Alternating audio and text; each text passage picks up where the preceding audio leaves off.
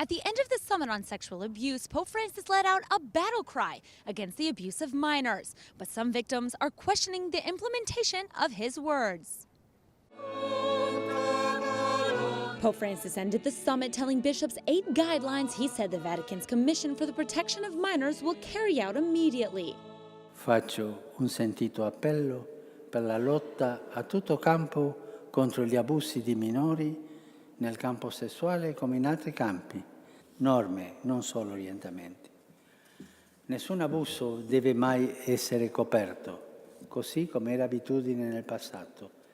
È sottovalutato, in quanto la copertura degli abusi favorisce il dilagare del male e aggiunge un ulteriore livello di scandalo.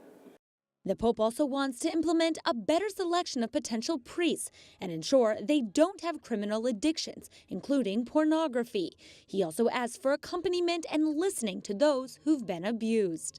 Yet victims in Rome are not so convinced. They presented their own 21 points they want Pope Francis to implement instead. We need to know the current whereabouts of guilty clergy and how they are being monitored. These 21 points are directed to Pope Francis. He has sent his bishops back home saying, I got your back. So there's no sense in us ever talking to our bishops until Pope Francis acts and tells his bishops these 21 points are the law of the land. Their points are looking for major changes to canon law and zero tolerance on every level. Results of the summit are a new law in Vatican City State on child protection and the creation of task forces to help bishops around the world combat sexual abuse in their own countries. As early as this morning, Vatican organizers already held a follow-up meeting. They say the concrete outcomes need to be discussed further, implemented at local levels, and more importantly, that this is only the beginning.